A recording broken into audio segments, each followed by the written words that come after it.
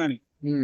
ఇప్పుడు నా తెలంగాణ కాదు. కాకపోయినా గానీ మాకు ఆంధ్రాలో రిలేషన్స్ ఉర్రు. హ్మ్. చాలా మంది ఇప్పుడు ఇది ఏ విషయానికొచ్చినప్పుడు ఎగ్జాంపుల్ ఇప్పుడు మందు గురించి పక్కన పెట్టు. మందు అది అందరికి కామన్ తెలిసిందే. రోడ్లు ఎలా ఉన్నాయి మనం చూసుకునే విధానం చూస్తుంటే రోడ్లు ఎలా ఉన్నాయి. హ్మ్. రోడ్లు గాని ఇంకా ఇప్పుడున్న అన్న క్యాంటీన్‌లో రూ. 5 భోజనం ఉండేది. ఆ! ఇప్పుడు ఆటో డ్రైవర్లు మంచిగా ఆరాంసే రూ. 5 భోజనం తిని ఆరాంసే ఒక రూ. 100 జోలు పెట్టుకొని పోయేటోళ్ళు. ఆ! ఇప్పుడు ఆ అన్న క్యాంటీన్ కూడా లేపేసారు. ఇప్పుడు ఇంకోటి నారా చంద్రబాబు ఏమైతే అక్కడ స్థాపించినో అవి మొత్తం కూలగొడుతుంది.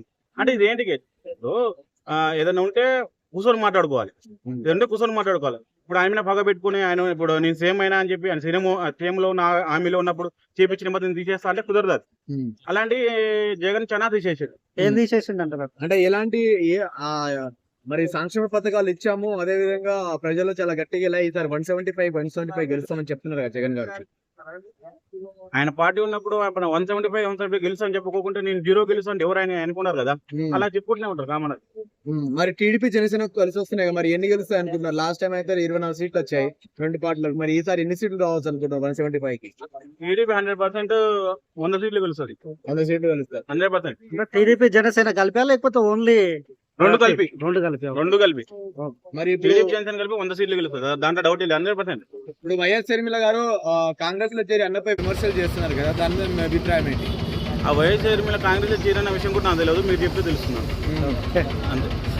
నిన్న మీటింగ్ చూసిరా? అంటే జనసేన టీడీపీ మీటింగ్ చూసిరా? మీటింగ్ చూడలేదు నేను. మరి ఇప్పుడు ఈ 5 ఇయర్స్ జగన్ గారి పరిపాలన మీకు ఎలా అనిపించింది? Totally wrong. Total wrong. బాగాలేదు. నాడు నేడు సంక్షేమ పథకాలు అవి ఎలా అనిపించాయి? స్కూల్స్ బాగా చేసినామంటున్నారు కదా. స్కూల్ పిల్లలకి ఏదో కొంచెం పథకాలు వేయించింది. అదొక్కటి నాకు కొంచెం బెటర్ అనిపించింది ఆయన విషయంలో. స్కూల్ పిల్లలకి కొంచెం వాళ్ళకి కొంచెం బెటర్ అనిపించింది వాళ్ళ వరకు అంతే. నాకు స్కూల్ పిల్లల వరకు ఏదో డ్రెస్సులు అవి ఇచ్చారంట, అది కొంచెం బెటర్ అనిపించింది ఆయన సీఎం ఉన్నప్పుడు. అది తప్పితే నాకు ఏది నచ్చలేదు ఆయన పెట్టిన పథకాలలో. సో ఇప్పుడు టీడీపీ జనసేన వస్తే మరి నెక్స్ట్ 5 ఇయర్స్ ఎలా ఉండబోతుంది ఆంధ్రప్రదేశ్ కానీ ఆంధ్ర రాజధాని కానీ? ఎలా ఉండబోతుందో నేను చెప్పలేను కానీ నారా చంద్రబాబు అయితే ఇప్పుడు హైదరాబాద్ ఎలా చేశాడు, ఆంధ్రం కూడా హైదరాబాద్ లెక్క చేయాలని చూస్తాడు, ట్రై చేస్తాడు 100%. ఓవరాల్ ఒక్క మాటలో నెక్స్ట్ సీఎం ఎవరు అనుకుంటున్నారు? నారా చంద్రబాబు. పవన్ కళ్యాణ్. ఓకే. నారా చంద్రబాబు.